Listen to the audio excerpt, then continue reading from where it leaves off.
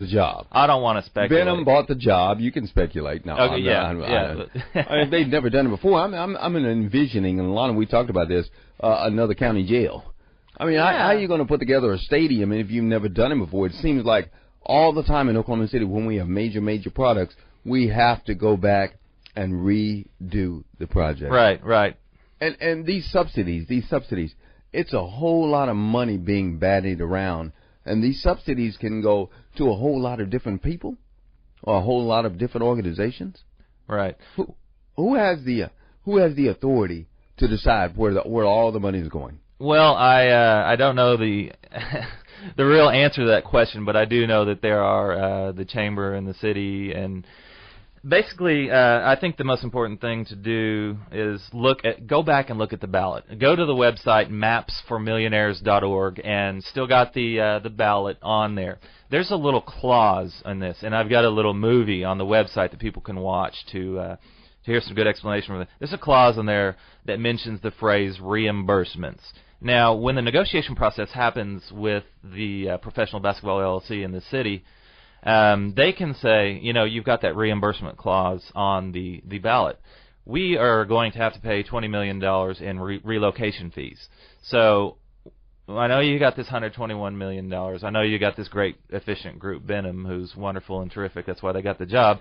So there's obviously going to be $20 million extra to give us to pay so we can bring the team here, and your city will be off to a heavenly future with fancy areas to sit and a family fun center and new restaurants that will suppress the restaurants outside of the area while they subsidize the restaurants themselves. So, okay, I want to remind everyone, we're talking with Stephen Hunt, and Stephen is from the Oklahoma Media Awareness Alliance, and I'm saying .org. And if you have a question for our guests, give us a call at 460-1140. Also, star 1140 is free. It's wireless, and it's AT&T. Okay. And 1-866-818-5877, and that's sponsored by Bedlam Mortgage. Let me go to the phone for just a second, Steve. Good morning. You're on Open Mic. Do you have a question for our guest, Stephen Hunt? Yes. My first question is to ask your guest, has he ever lived in an NBA city? I lived in Dallas and I lived in Boston. Okay. Do you think that Dallas wants to kick the Mavericks out? Do I think they want to kick the Mavericks out? Because it costs too much to build a stadium? I'm sure there's some people that are, and some I'm not talking about some people. I'm talking about you. Oh, do I want to kick do you think the people want to kick the Dallas Mavericks out? No, but I think that they probably would have preferred... Since you said that. No, hold on just a second. I think that they would have preferred... We're doing all the talking, and we're not getting a chance to ask questions. Okay, well, ask you. You said yes, you wanted to kick the Dallas Mavericks out, and he said no. And he said some people, so that's not an answer. Okay, that's not an answer. I'll agree with you. So that might be an answer for you, but that's not an answer. Okay, let me give my answer then, since you have corrected me. My answer would be is that I can assume, since I think that the individuals who own the Dallas Mavericks and often preach the wonders and glories of capitalism, they should be forced to practice it themselves. That means we shouldn't subsidize farmers. That means we shouldn't subsidize pharmaceuticals. Well, if we believe in free trade, I don't think so, because we force developing countries not to subsidize their farmers. I'm talking about here. I'm not talking about what we force other people to do, sir. This is to me, shameful. Okay. Because Oklahoma is on the rise. And, of course, there's going to be mistakes. But to sit there and tell the Oklahomans that all they're entitled to is OU and OSU as an entertainment center is shameful. And it's the only practical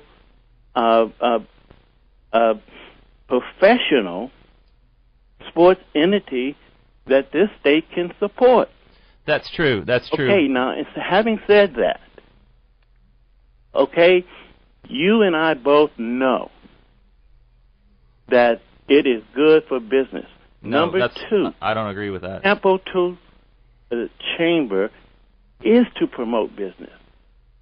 It is to encourage businesses to come into a particular location. I listen to you, but I don't hardly believe a word you say, and I want to thank you, and I think there are other people who feel the same way. All right, we appreciate your call. Okay, well, I do not believe that we had to rely on a subsidy to get the team here, because McClendon and his friends, their dream was to bring a team here. And if this is such a wonderful thing, they could do it without the subsidy. I believe that there is a lot of anger amongst Americans at these types of things. And if we had said no to this, we would have gotten the team, we would have set a precedent. People would say, oh, if Oklahoma City can say no to this, a little silly place like that, which obviously a lot of people like yourself feel is a perception of people outside of us, they would say, well, I can do it too. And then subsidizing these wealthy businesses would end. That would create a lot of respect amongst people with the people of Oklahoma City. It would tell small businesses that this is a good place for you. It would tell middle-class people this is a good place for you. But now they have the perception that we want to subsidize wealthy business owners. We didn't necessarily need to revitalize, that's wrong, isn't it? The Ford Center. What do you call it? Renovate. Renovate. Thank you. We didn't necessarily need to do that to get or try to get a pro team, because we'd already had one here. Exactly. And they were who were they? The Hornets. The Hornets. And sold out almost every game, period. But I think the perception that we got from the media was that if we don't do this, we're going to be perceived as not looking towards the future and not wanting to grow and be bigger. So therefore, we must do this. Were we manipulated, do you think? We were most definitely manipulated. And I think that there was a lot of fear. A lot of people... okay, I'm sorry. Let me gather my thoughts here. There was a lot of fear put into people. You're not going to get this team. This is the way things are done. You know what people said 40 years ago to Rosa Parks? They said, you know what, Rosa, you're not going to get going where you want to be if you try to sit in the front of the bus. You need to get back there. You'll get going where you want to be. You know, everything's going to be great. And she said no. We could have said no. We said we're not going to be like that. We're going to move forward. We're going to end this subsidizing of big business, which has screwed us since 1980. Okay, since 1980, our country, its gross domestic product has almost doubled. The country is almost twice as wealthy, but the middle class hasn't moved an inch, and the divide between the rich and the poor is drastically increased. The only people who are benefiting in the past 25 years are wealthy people, and it's because of things like this, and that is not good. There's got to be something we can do about it. I mean, we know where we are now. We know where we're going. We know Oklahoma City is going to grow.